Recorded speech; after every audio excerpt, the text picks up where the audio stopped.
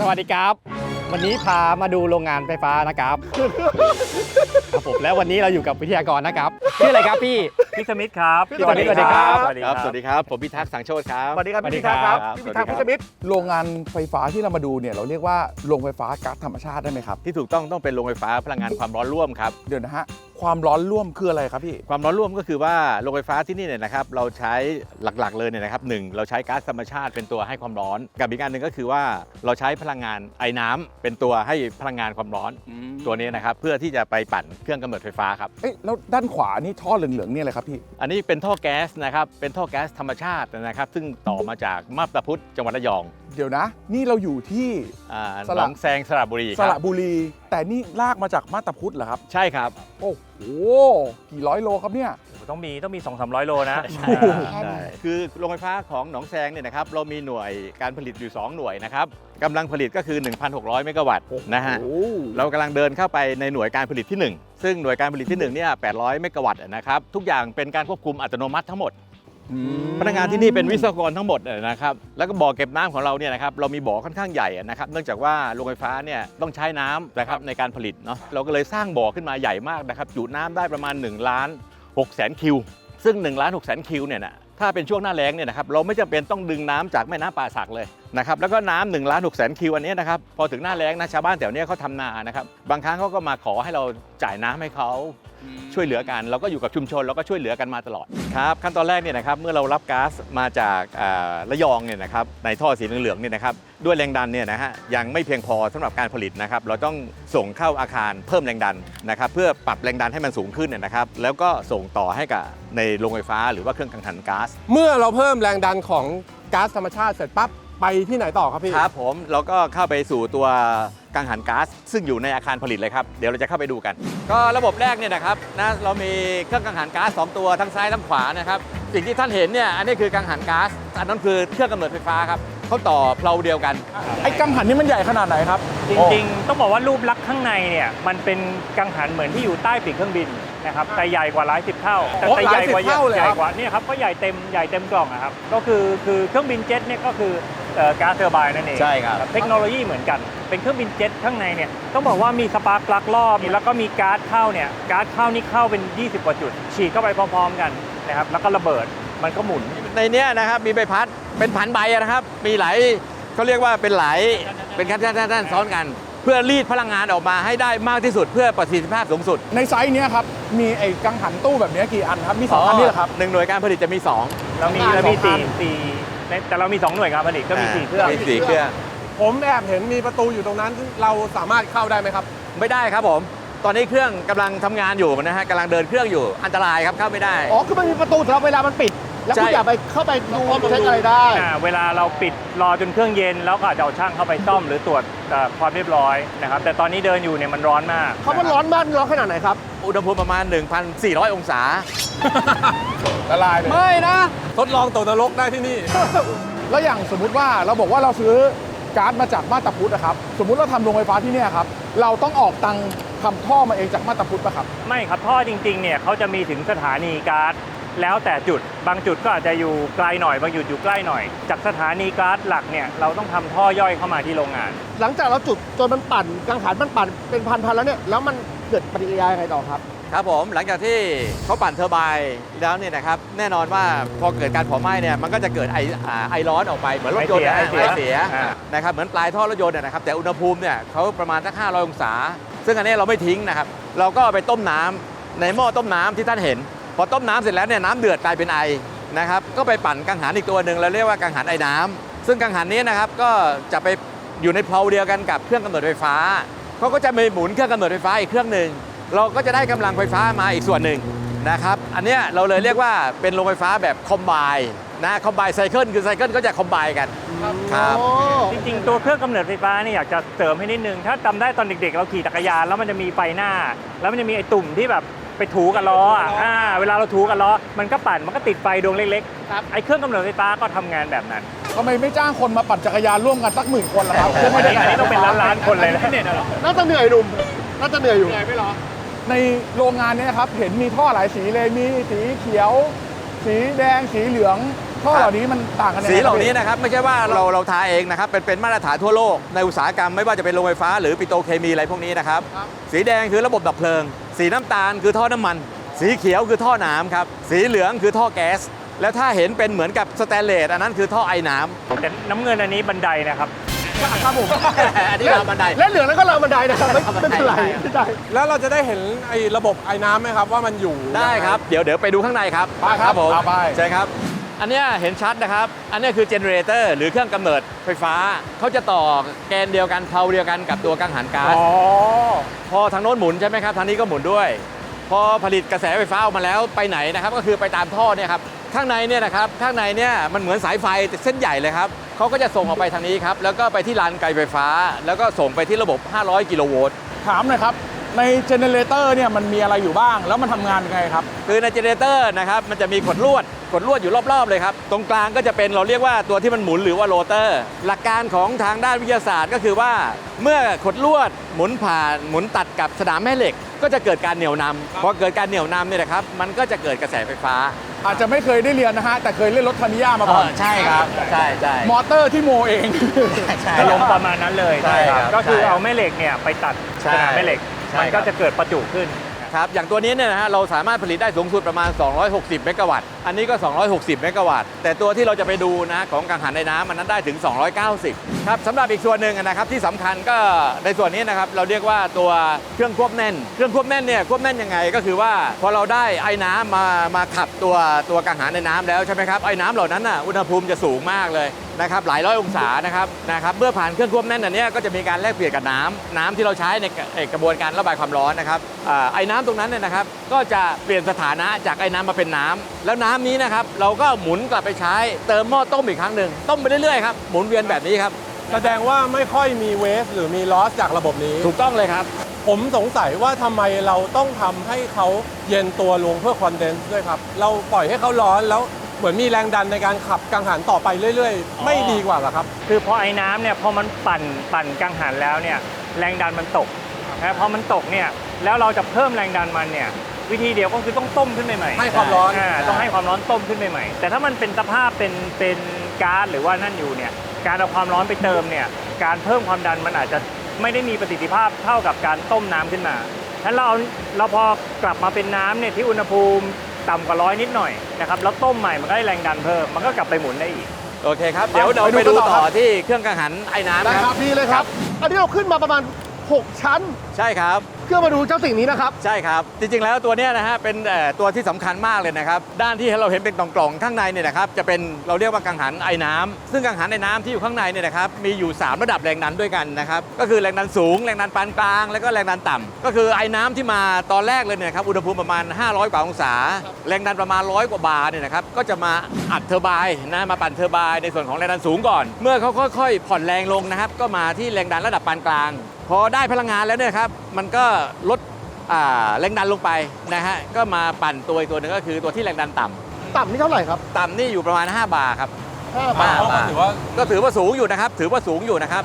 แล้วก็เราก็มาปั่นตัวเจเนเรเตอร์ซึ่งอยู่บนเพลาเดียวกัน อ๋อ3กังหันนี้อยู่ ช่วย ใน กัน เพลาเดียวกัน เพลาเดียวกันครับ3ตัวช่วยกันครับมาปั่นตัวนี้ทำให้ตัวนี้ก็ผลิตกระแสไฟฟ้าได้290 เมกะวัตต์ เยอะกว่าอีเดียวๆนั้นอีกนะฮะ ใช่ครับเพราะว่าแก๊สเทอร์ไบน์ตัวหนึ่งตัวกังหันก๊าซตัวหนึ่งเนี่ยนะครับจะผลิตได้ประมาณ260 เมกะวัตต์แต่ด้วยฝั่งโน้นเนี่ยนะครับสังเกตที่เราจะเห็น2ตัวใช่ไหมครับ2ตัวเนี่ยนะครับรวมกันแล้วเนี่ยได้อันนี้ตัวหนึ่ง แล้วเครนตัวใหญ่อันนี้เอาไว้ซ่อมบำรุงเหรอครับ ใช่ครับเวลาเราปกติแล้วเครื่องจักรเหล่านี้นะครับเหมือนรถยนต์นะครับพอถึงช่วงจังหวะที่ชั่วโมงเดินเครื่องเขาถึงนะครับถ้าเป็นรถยนต์เราต้องเข้าศูนย์ใช่ไหมครับ โรงไฟฟ้าก็เหมือนกันใช่โรงไฟฟ้าก็เหมือนกันครับอย่างเช่นที่นี่เนี่ยนะครับพอเดินเครื่องครบ3 ปีโดยประมาณนะครับ3 ปีเนี่ยนะครับเราจะเปิดหมดเลยตรวจสอบหมดเลยครับแล้วก็ว่าชิ้นส่วนไหนต้องเปลี่ยนหรือว่าต้องซ่อมต้องอะไรต่างๆ เหล่านี้นะครับเราจะต้องมีแผนพวกนี้อยู่ 3 ปีหยุดทีนึงหยุดนานไหมครับ หยุดประมาณ1 เดือนครึ่งครับ โอ้ ครับอันนี้แหละครับก็เป็นส่วนหนึ่งว่าทำไมโรงไฟฟ้าเมืองไทยเนี่ยหลายๆสื่ออาจจะบอกว่าเราติดตั้งเยอะไปหรือเปล่าอะไรหรือเปล่าเนี่ยนะครับแต่ต้องยอมรับนะครับว่าพอถึงจุดนั้นเนี่ยเราต้องหยุดซ่อมซึ่งหยุดซ่อมเนี่ยคือเราผลิตไฟไม่ได้เลยนะครับ เพราะฉะนั้นแต่ละโรงเนี่ยต้องผลัดกันซ่อมสมมติเดือนนี้โรงนี้ซ่อม เดือนหน้าโรงนี้ซ่อมสลับกันไปนั้นถามว่าเพราะว่าทุกคนก็จะมีจำนวนชั่วโมงใช้งานใช่ไหมครับ อุ๊ยตอนที่เปิดนี่น่ามาดูมากนะ วันที่เปิดนี่น่ามาถ่ายมากเลยนะ อยากดูจังเลยว่าข้างในเป็นยังไงเนาะ เวลาซ่อมกันนะครับ ครับ ใช้คนกี่คนมาซ่อมครับ โอเคครับผมปกติแล้วเนี่ยการซ่อมแต่ละครั้งเนี่ยนะครับเราจะใช้คนมาสัก400 กว่าคน โอ้โห นะครับ400 กว่าคนครับ เยอะกว่าคนในโรงงาน แต่ละหน่วยนะครับในแต่ละหน่วยนะครับ2ยูนิตของกังหันก๊าซเจเนเรเตอร์นะกังหันไอ้น้ำแล้วก็ตัวนี้ด้วยนะครับรวมๆแล้วเนี่ยเราใช้คนประมาณ400 กว่าคน ทุกๆปีเนี่ยเราจะใช้กล้องเหมือนกับกล้องถ่ายรูปเนี่ยฮะส่องเข้าไปดูข้างในว่าข้างในมีอะไรผิดปกติไหมเนี่ยนะค เห รั มื บ อนหมออยู่ครับ ใช่ครับใช่ครับก่อนที่จะผ่าตัดใหญ่แล้วก็ส่องกล้องดูก่อน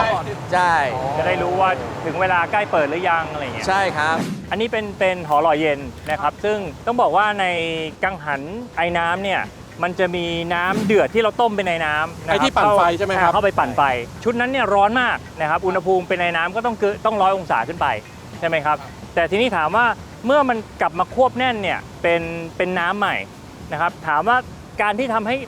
ไอ้น้ำเย็นลงมาเป็นน้ำเนี่ยมันเอาน้ำเย็นอีกชุดหนึ่งเข้าไปแลกอันนี้เป็นน้ำเย็นที่เอาเข้าไปแลกเปลี่ยนความร้อนนะครับแล้วก็เอาออกมานะครับหรือพูดง่ายๆคือชุดที่ปั่นไฟเนี่ยจะร้อนจีชุดนี้ที่เข้าไปแลกเปลี่ยนความร้อนออกมาเป็นน้ำอุ่นๆ แต่มันเป็นระบบ indirect ถูกไหมครับ มันไม่ได้สัมผัสกัน ใช่ครับ น้ำทั้ง 2 ชุดนี้เป็น 2 ระบบที่แยกกัน แยกกันครับแยกกัน แล้วทำไมต้องมีเหมือนเป็นคล้ายๆน้ำตก แล้วก็มีวงเรียงยาวไปหมดเลยครับ จริงๆ แล้วเนี่ยการระบายความร้อนที่ดีที่สุดเนี่ยนะครับน้ำที่ตกลงมาเนี่ยต้องเป็นฝอยที่ละเอียดยิ่งละเอียดยิ่งดีครับเพราะว่าพอละเอียดปุ๊บเนี่ยนะครับพัดลมข้างบนเนี่ยนะครับที่เป็นวงๆที่ท่านเห็นเนี่ยนะครับอันนั้นคือพัดลมก็จะหมุนอยู่ แล้วก็จะดึงเอาอากาศข้างล่างขึ้นไปนะครับอากาศข้างล่างขึ้นไปเนี่ยก็จะวิ่งสวนกับน้ำที่ตกลงมา สังเกตไหมครับน้ำที่ตกลงมาเนี่ยเหมือนกับมีอะไรจะดูดเข้าไปนะฮะเพราะพัดลมเนี่ยมันดูด โค้งเข้าไป อ๋อที่เขาโค้งๆเนี่ยไม่ใช่ว่าเป็นเพราะว่าแรงเฉื่อยของเขา อ๋อไม่ใช่ โปรเจกต์ ครับ ของเขาไม่ใช่ เจอพัดลมข้างบนเนี่ยนะครับดูดพอดูดขึ้นไปเนี่ยนะครับน้ำก็ตกลงมาใช่ไหมครับพัดลมก็ดูดขึ้นไปเนี่ยนะครับอากาศก็จะวิ่งสวนกับน้ำมันก็ทำให้เกิดการแลกเปลี่ยนทำให้น้ำเนี่ยนะครับลดอุณหภูมิได้เร็วมากจาก 38 องศาลงมาเหลื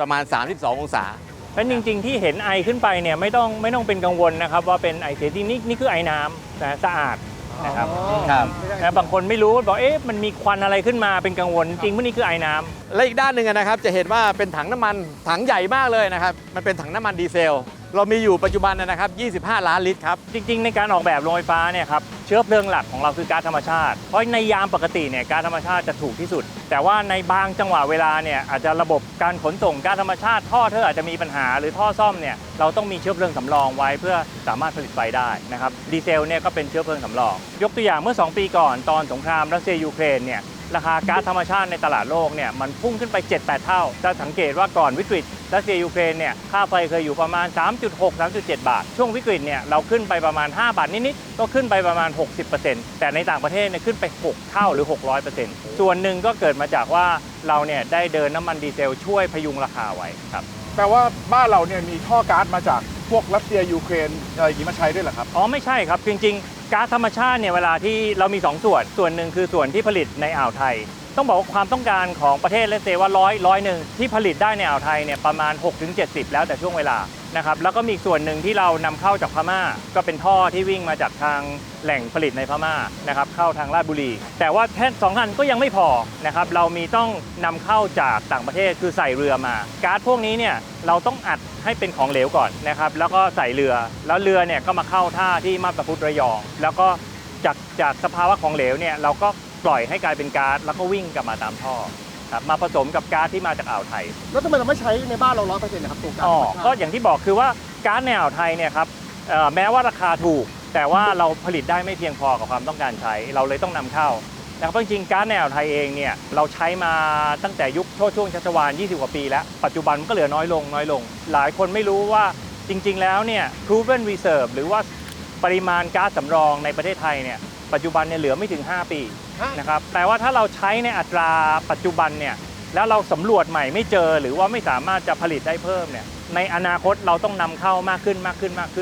แสดงว่าสถานการณ์ตอนนี้คือเรากำลังหาเพิ่มหาอยู่เหรอครับ ต้องหาควบคู่ไปด้วยครับแล้วก็ต้องนำเข้ามาด้วยนะครับเพราะถามว่าถ้าเรานำเข้าหมดมันก็ผันผวนและแพงถ้าเราใช้ข้างในอย่างเดียวนะครับมันก็หมดเร็วมันก็ไปกระทบกระเทือนเรื่องความมั่นคงครับ เราเคยเห็นชาร์ตอันหนึ่งอาร์ตเวิร์กอ่ะเขาบอกว่าในปีอ่ะค ค่าไฟเราแพงสุดเลยนะ ประเทศอาเซียนเนี่ยประเทศไทยเนี่ยค่าไฟเป็นที่ 4 แพงที่สุดคือสิงคโปร์ประมาณ7 บาท 90 สตางค์ที่ 2 คือฟิลิปปินส์ประมาณ 6 บาท ที่ 3เนี่ยคือกัมพูชาประมาณ 5 บาท ของเราอยู่ประมาณ 4 บาทนิดๆแล้วแต่ว่ารัฐบาลปรับ FT เป็นยังไง แต่จริงไหมว่าเราแพงกว่าอินโดนีเซียแพงกว่าเวียดนามแพงกว่ามาเลเซียนะครับอินโดนีเซียเวียดนามมาเลเซียเนี่ยเขาเกาะกลุ่มอยู่ประมาณ 3 บาท คือเราแพงกว่าเขาประมาณบาทหนึ่ง แล้วทำไมเราถึงทำแพงของเขาล่ะครับ เชื้อเพลิงหรือว่าส่วนผสมที่นำมาผลิตไฟฟ้าเนี่ยไม่เหมือนกัน ในประเทศอินโดนีเซียหรือมาเลเซียหรือเวียดนามเนี่ยเขาใช้ถ่านหินมาผลิตไฟฟ้านะครับถึง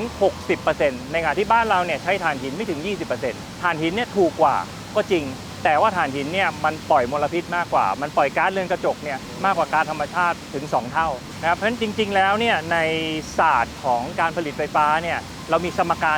หนึ่งที่เราบอกว่าเราต้องพยายามรักษาสมดุลระหว่าง 3 สิ่ง 1 คือความมั่นคงนะครับคือว่าถ้าจำเป็นเนี่ยไฟต้องไม่ดับอันที่ 2 คือราคาถูกอันที่ 3 คือการเป็นมิตรกับสิ่งแวดล้อมทำอย่างใดอย่างหนึ่งเอียงเอาถูกสุดก็ไม่เป็นมิตรกับสิ่งแวดล้อมหรือไม่มั่นคงเอามั่นคงสุดราคาก็ไม่ถูกแล้วก็อาจจะไม่เป็นมิตรกับสิ่งแวดล้อมเท่าที่ควรนะหรือถ้าจะเอาเป็นมิตรกับสิ่งแวดล้อมแบบสุดจ๋าเลยมันก็ไม่มั่นคงไฟอาจจะดับได้เพราะถ้าเราใช้ไฟทั้งหมดจากแผงโซลาร์เซลล์หรือลมเกิดฝนตกติดกัน3 วันทำยังไงครับไฟดับก็ไม่ได้ใช่ไหมครับ เข้าใจแล้วครับ เดี๋ยวให้ความรู้นิดนึงนะครับอันนี้คือการใช้ไฟในช่วงเวลาแต่ของ1 วันนะครับนี่ก็เริ่มจากเที่ยงคืนพอหลังเที่ยงคืนเนี่ยคนก็ตี 1 ตี 2 ตี 3การใช้ไฟก็ลดลงใช่ไหมแล้วก็มาคนเริ่มตื่นก็การใช้ไฟเยอะขึ้นนะครับคนออกจากบ้านขับรถออกจากบ้านมาตอนนี้เข้าออฟฟิศแล้วนะก็การใช้ไฟเพิ่มขึ้นช่วงบ่ายอุณหภูมิร้อนแอร์ทำงานหนักก็ใช้ไฟเพิ่มขึ้นอีกนะครับแล้วช่วงดึกเนี่ยกลับบ้านดูทีวีเปิดแอร์ก่อนนอนนะครับก็ใช้ไฟสูงนะครับเส้นสีฟ้าเนี่ยคือสูงสุดในปีนี้นะครับคือเมื่อวันที่ 29 เมษายนนะครับ โอ้โหไม่ต้องสืบเลย มันจะเป็นช่วงนิวไฮของเรา เส้นสีเหลืองๆขาวๆเนี่ยคือเมื่อวานนี้นะครับเส้นสีแดงเห็นไหมครับมันสุดก็คือเวลาปัจจุบันคือที่ผลิตจริงในปัจจุบันนี้ของทั้งประเทศนะครับเขาบอกว่าในอดีตเนี่ยก่อนที่โซล่าจะเป็นที่นิยมสูงที่สุดเนี่ยปกติในอดีตเนี่ยสูงที่สุดจะอยู่ช่วงบ่ายแต่หลังๆเนี่ยไม่ว่าจะเป็นห้างสรรพสินค้าโรงงานหรือบ้านคนที่มีพื้นที่หลังคาเนี่ยหลายคนก็ติดโซล่าเขาติดโซล่าเนี่ยเขาก็ใช้ไฟที่เขาติดจากหลังคาเขาเองเขาก็ซื้อไฟออกจากระบบน้อยลงนะทำให้ส่วนที่สูงที่สุดที่เคยอยู่ในเวลาบ่ายเนี่ยปัจจุบันเตี้ยลงมากว่าช่วงเย็น จริงด้วยชัดๆเลย จริงๆความต้องการมันมีอยู่แหละแต่แค่คนเริ่มมีโซลาร์เซลล์ ใช่ครับทีนี้ถามว่าในตอนเย็นเนี่ยตอนที่โซลาร์เซลล์ก็ไม่ทำงานใช่ไหมครับและยิ่งอย่างตอนนี้ปัจจุบันเนี่ยเราเห็นข่าวน้ำท่วมในภาคเหนือและเริ่มทยอยไหลมาเขื่อนหลายแห่งก็ถูกสั่งว่าห้ามเปิดเพราะว่าถ้าคุณเปิดคุณก็ไปซ้ำเติมชาวบ้านที่อยู่ปลายน้ำและเขื่อนก็เดินไม่ได้โซล่าก็เดินไม่ได้นะครับตอนนี้โรงไฟฟ้าก็จะถูกเรียกแล้วบอกว่าโรงก๊าซโรงอะไรต่างๆเนี่ยเดินเครื่องขึ้นมาช่วยระบบหน่อยนะครับตอนนี้เราก็จะเดินขึ้นมาเพราะจริงๆถ้าเราลองนึกดูอย่างบางทีเราไปเที่ยวประเทศเพื่อนบ้านเราที่อาจจะระบบไฟฟ้าไม่เสถียรตกบ่ายไฟดับใช่ไหมโรงแรม5 ดาวฝรั่งมาอยู่คืนนึงราคาหลายพันหรือเป็นหมื่นไฟดับก็เสียชื่อคนก็ไม่อยากมาเที่ยวมาหรือห้างสรรพสินค้าหรือโรงงานอุตสาหกรรมที่มีการผลิตต่อเนื่องเนี่ยไฟดับไม่ได้เพราะไฟดับครั้งนึงเนี่ยการที่เขาจะติดเครื่องขึ้นมาใหม่หรือต้องเข้าไปทำความสะอาดเครื่องจักรอาจจะแพงกว่าเพราะฉะนั้นระบบความมั่นคงของไฟฟ้าเนี่ยมีความสำคัญเป็นอย่างยิ่ง จริงๆแล้วเนี่ยห้องนี้เป็นศูนย์ควบคุมของโรงไฟฟ้าหนองแซงแห่งนี้นะครับปัจจุบันเนี่ยนะครับถ้าเราสังเกตดูที่หน้าจอนะครับเราส่งขายให้กับการไฟฟ้าฝ่ายผลิตอยู่ที่ประมาณ785เมกะวัตต์ที่แรงดัน525 kV กิโลโวลต์นะครับปกติแล้วสายส่งเนี่ยนะครับที่ปลายทางเนี่ยเขาต้องการรับประมาณ500กิโลโวลต์แต่ว่าด้วยความที่ว่าสายส่งมันไกลนะครับมันก็จะมีสูญเสียในสายส่งบ้างอะไรต่างๆเหล่านี้นะครับเราก็เลยต้องเพิ่มแรงดันขึ้นไปใช่เพื่อปลายทางแรงดันเขาจะได้ไม่ตก หลายๆ คนอาจจะนึกภาพไม่ออกไอแรงดันที่ใช้อยู่ที่บ้านเรา 220 ใช่ไหมพี่ 220 โวลต์ครับ อันนี้คือ 525,000 ใช่ อุ้ยฟ้าชาร์จเหรอ จะเรียกว่าพาชา นี่เก่งคณิตศาสตร์เรียกครูได้ทันที ครับสำหรับที่พวกเรายืนอยู่ที่นี่นะครับอันนี้ก็จะเป็นแปลงนาสาธิตของโรงไฟฟ้าหนองแซงเนื่องจากว่าโรงไฟฟ้าหนองแซงเนี่ยสังเกตว่ารอบๆโรงไฟฟ้านี่นะครับก็จะเป็นชาวบ้านเขาปลูกข้าวกัน แล้วก็ที่ผ่านมาเนี่ยนะครับสังเกตว่าในอุตสาหกรรมไม่ว่าจะเป็นโรงไฟฟ้าอะไรก็แล้วแต่เนี่ยนะครับชาวบ้านก็จะกังวลว่า พอโรงไฟฟ้ามาตั้งอยู่ในพื้นที่เกษตรเนี่ยนะครับผลผลิตทางด้านการเกษตรของเขาเนี่ยมันจะหายไปไหมจะลดไปไหมเขาจะกระทบอะไรหรือเปล่าอะไรเงี้ยนะครับทางโรงไฟฟ้าหนองแซงก็เลยมองเห็นว่าประเด็นนี้นะครับเราทำให้เขาเห็นเป็นตัวอย่างเลยครับว่าอุตสาหกรรมกับเกษตรกรรมเนี่ยเขาอยู่ร่วมกันได้อันนี้ก็เป็นตัวพิสูจน์อันหนึ่งนะครับอย่างที่ท่านเห็นนะครับข้างหลังก็จะเป็นแปลงนานะครับซึ่งแปลงนาเนี่ยเราจะมี2ส่วนนะครับส่วนหนึ่งก็คือเราปลูกข้าวกล้องหรือข้าวไรซ์เบอร์รี่กับอีกแปลงหนึงก็คือ ไปดูด้วยได้ไหมครับเดินไปดูได้ไหมครับ ได้ครับผักต่างๆที่เราปลูกที่นี่เนี่ยนะครับก็เราไม่ใช้สารเคมีนะครับปุ๋ยที่เราใช้เราก็มีโรงเรือน มะระ เลี้ยงไส้เดือน ใช่ไหม นะครับ นี่มาละ มะระครับแปลงนาเรามี2แปลงนะครับแปลงเนี้ยนะฮะเป็นนาโยนเคยได้ยินคำว่านาโยนไหมครับ อ๋อ นาโยนเนี่ยเราจะเพาะก่อนแล้วก็จับต้นข้าวมาเป็นกำๆนะครับแล้วก็โยนนะสังเกตต้นข้าวเขาจะไม่ขึ้นมาถี่ๆไม่ติด มี กั ระยะ น ห่าง ซึ่งถ้าเป็นแบบนี้แล้วเนี่ยนะครับผลผลิตที่ได้เนี่ยจะค่อนข้างสูง เพราะว่าเขามี สเปซให้โต ใช่ผลผลิตก็จะได้เยอะ อีกแปลงหนึ่งอะนะครับเป็นนาหวาน ฝั่ง นา ขวา หวาน มือ ก็จะแน่นหน่อย เมล็ดเลยโยน ใช่ ฟู่ ใช่เหมือนชาวบ้านที่ทำทั่วไป ทีนี้ถ้าท่านนั่งรถเข้ามาสังเกตนะครับว่าของชาวบ้านข้างนอกเนี่ยนาเขาเนี่ยเริ่มออกรวงแล้วออกผลผลิตแล้วแต่ของเราเนี่ยยังเพิ่งตั้งตัวได้ ทั้งนี้เนื่องจากว่านะครับช่วงที่ฤดูปลูกข้าวนะครับของชาวบ้านแถวเนี้ยนะครับก็คือเขาจะปลูกพร้อมๆกัน แต่ว่าในฐานะที่เราเป็นโรงไฟฟ้านะครับเราก็มองว่ามันต้องใช้น้ำเยอะอยู่แล้วเราก็ให้โอกาสชาวบ้านเนี่ยนะครับก็ใช้น้ำไปก่อนเลยจะไม่เกิดการแย่งน้ำกัน อ๋อ จริงๆน้ำที่เขาใช้เนี่ยส่วนหนึ่งก็มาจาก ใช่มาจากโรงไฟฟ้า เรา ครับ ด้วย นะมาจากร่องน้ำของโรงไฟฟ้าเราด้วยเขาก็ตั้งปั๊มไปดูดมาได้เลย ชาวบ้านแถวนี้เขาจะใช้ปั๊มแต่ถ้าเราสังเกตนะท่อใหญ่ๆนะฮะเขาเรียกปั๊มพญานาคพอหน้าแล้งเนี่ยเขาก็จะเอาปั๊มเหล่านี้ไปวางไว้ตามร่องน้ำของโรงไฟฟ้าด้วยส่วนหนึ่งนะครับแล้วก็ดึงน้ำเข้าไปในที่นาของเขาในนาเนี่ยนะครับจริงๆแล้วเนี่ยเราก็จะมีการเลี้ยงปลาอะไรต่างๆเหล่านี้ด้วยแล้วก็ผลผลิตที่ได้เนี่ยนะครับผลผลิตที่ได้ก็คือส่วนหนึ่งก็คือเราจะแจกจ่ายให้กับชาวบ้านให้กับชุมชน แล้วก็ส่วนหนึ่งก็คือเราขายในราคายุติธรรมเพื่อเอาผลผลิตที่ได้เนี่ยนะครับมาหล่อเลี้ยงเป็นการพิสูจน์ให้เห็นว่าเศรษฐกิจพอเพียงแบบนี้นะฮะเขาสามารถเลี้ยงตัวเองได้นะครับและสังเกตดูนะครับว่ารอบพื้นที่แปลงนาของเราเนี่ยนะครับเราจะไม่มีรั้วนะครับเรามีเพื่อนบ้านเนี่ยเป็นรั้วบางครั้งแล้วเนี่ยเขาเข้ามาขอไข่ที่นี่เรามีโรงเลี้ยงไก่ไข่ด้วยนะครับ ไหน เรามีผัก มุ้งด้วยเหรอครับ เดี๋ยวเราไปดูกัน ไปได้ไหมครับไปเลย ครับผม อันนี้คือไก่พันธุ์อะไรครับเนี่ย พันธุ์ไฮบริดครับ ใช้น้ำมันก็ได้เสียบปลั๊กก็ได้ใช่ไหม ไม่ใช่ครับผม ให้บิดยังไงครับ คือมันจะเป็นการผสมระหว่างพันธุ์ไก่ไข่กับที่เป็นพันธุ์พื้นเมืองเพื่อให้ทนต่อสภาพของประเทศไทยที่ว่าไก่จะได้มีความแข็งแรงนะครับ แล้วก็เป็นไก่ที่ให้ไข่อย่างเดียวนะครับ นะครับ หน้าตาน่ารักจัง แล้วเขากินอะไรเขียวๆตรงนั้นอยู่อะ เขียวๆนี่คือแหน่แดงนะครับแหน่แดงเนี่ยก็จะเป็นพืชที่ให้โปรตีนสูงสำหรับไก่ไข่นะครับก็คือเป็นการลดต้นทุนของการใช้อาหารด้วยครับซึ่งแหน่แดงเราก็เลี้ยงอยู่ในนี้เช่นกันครับ จริงๆแหนแดงก็ไม่ต้องดูแลอะไรเขาเยอะเขาโตของเขาเองในแหล่งน้ำอยู่แล้ว ใช่ครับผมแต่เราก็จะมีการให้เอามูลวัวเนี่ยไปใส่นิดๆหน่อยๆเพื่อเป็นอาหารของเขาด้วย เพราะว่าถ้าเกิดเราไม่มีอาหารให้เขาใช่ไหมการเจริญเติบโตของเขาก็จะช้าครับ ตัวนั้นอะไรฮะนั่นอะ ตรงนี้เป็นเราทดลองเลี้ยงบ่อหอยเชอรี่สีทองครับก็คือหอยเชอรี่สีทองเนี่ยเป็นหอยเพื่อการบริโภคได้ครับเราสามารถกินได้คือหอยพวกนี้จะมีตัวสีเหลืองทองส่วนมากจะเลี้ยงในภาคอีสานครับ โอ้ อันนี้เราก็คือเป็นการทดลองเลี้ยงนะครับเนี่ยมันจะมีตัว เอสคาโก้เลยป่ะ คาโก้เลยเหรอ เอ โอ้ สคาโก้ เปรี้ยวปากเลยอะ ก็คือมันจะเป็นเหมือนแบบพอไปกินแล้วเนื้อมันจะเด้งๆมันจะไม่เหมือนกับหอยเชอรี่ธรรมดานะเพราะหอยเชอรี่ธรรมดาเนี่ยมันตัวใหญ่แล้วก็มันไม่นิยมทานใช่ครับไม่อร่อย ต้องพันนี้ แต่อันนี้คือทดลองเลี้ยงครับใช่เป็นการทดลองเลี้ยง เวลากินไงฮะ ก็เอาไปย่างได้เลยครับพี่ ย่างเลย ใช่ครับ ต้มก็ได้ ต้มก็ได้ครับ พื้นที่นี้ยังห้ามดื่มแอลกอฮอล์อยู่ใช่ไหมฮะ ออกนอกบริเวณโรงงานแล้วนะ ได้ครับได้ค ก็ รับ มีบ้างครับ พี่สมิทธิ์ครับจริง ๆ แล้วพวกเรายังมีอีกหนึ่งคำถามที่เตรียมมา นั่นก็คือว่าอะไรนะครับโค้ช เฮ้ย โอ้โห เอาไม่ถามไม่ได้เนาะ ครับผม พอพูดว่าคำว่าครับอะช่วงเนี้ยหลายนายทุน นาย นี่ ทุนครับ ทำแหมช่วยชุมชน นี่ นี่หรือเปล่านายผูกขาดอุ้ยเอื้อประโยชน์กันเปล่าเนี่ย ต้องบอกว่ามีความเข้าใจผิดที่เกิดขึ้นในสังคมเยอะนะครับว่าการสร้างโรงไฟฟ้าเนี่ยสร้างเกินความพอเพียง อืม นะครับแต่จริงต้องบอกว่าความต้องการใช้ไฟฟ้าสูงสุดเมื่อกี้ที่พี่เล่าให้ฟังเนี่ยมันประมาณ 35,000 เมกะวัตต์นะครับในฤดูร้อน ปัจจุบันเนี่ยเรามีกำลังการผลิตอยู่ประมาณ 54,000 ก็คือเยอะกว่า 35,000 เนี่ยดูเหมือนว่าเยอะถ้าเอา 54,000 หารด้วย 35,000 เราก็จะบอกว่าเรามีกำลังการผลิตส่วนเกินหรือ reserve margin เนี่ย 50 กว่า%แต่จริง ๆ คิดแบบนั้นไม่ได้ เพราะฉะนั้นเราต้องมาดูว่าใน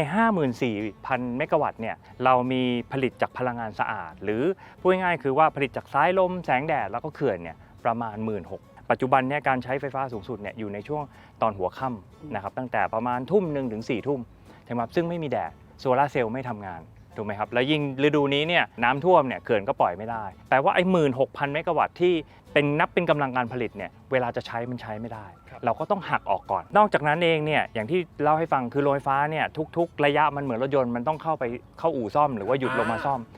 แต่ละโรงนี่ก็ต้องผัดกันซ่อมเวียนกันเพราะจริงๆแล้วเนี่ยเราไม่ได้มีเหลือเยอะผมว่าเป็นความเข้าใจผิดหรือว่าเป็นความที่ข้อมูลที่ได้ไม่ครบถ้วนนะครับวันนี้ก็อยากจะชี้แจงให้ฟังครับอีกอันนึงเนี่ยนะครับก็คือถามว่าจริงอยู่เราอาจจะดูเหมือนเป็นบริษัทใหญ่นะครับมีโรงไฟฟ้าตั้งหลาย10โรงแต่ว่าในการได้มาถึงสัญญาซื้อขายไฟแต่ละครั้งเนี่ยเราต้องประมูลแข่งนะครับเพราะฉะนั้นถามว่าคนที่จะชนะประมูลได้เนี่ยก็ต้องให้ราคาที่ถูกที่สุดถูกไหมครับถ้าคุณไม่ถูกที่สุดคุณก็ไม่ชนะนะการถูกที่สุดเนี่ยมันมีหลายมิติไม่ใช่เพียงค่าก่อสร้างอย่างเดียวนะครับเราก็ต้องดูว่าที่ตั้งเนี่ยใกล้สายส่งไหมใกล้ท่อก๊าซไหมนะครับถ้าไกลสายส่งมันก็จะมีค่าต้องทำสายส่งเพิ่มใช่ไหมก็เป็นภาระของรัฐถ้าอยู่ไกลท่อก๊าซไม่ได้อยู่บนเส้นทางที่ทางปตทเขาเดินท่อก๊าซไว้ก็ต้องทำท่อก๊าซมาก็เป็นต้นทุนเพิ่มอีกนะครับเพราะฉะนั้นถามว่าในการประมูลแต่ละครั้งเนี่ยมันต้องใช้ความรู้ความเข้าใจใช้เทคโนโลยีครบถ้วน อย่างไรวันนี้ก็ขอขอบคุณทั้งพี่พิทักษ์และพี่สมิทธิ์ครับ ขอบคุณมากครับ ขอบคุณนะครับขอบคุณสำหรับไข่นะครับ4 ฟองให้ลูกขอบคุณมากนะค แล้ว รั ก็พั บ กสวนครัวด้วยนะครับ มาละครับ ครับผม น่ากินมากเลยอะตัวย้ายใหญ่ การละครั้งหนึ่ง แต่วิงแซบไม่ให้นะ ไม่ให้เราไงครับ ขอแค่ไข่ก็พอฮะ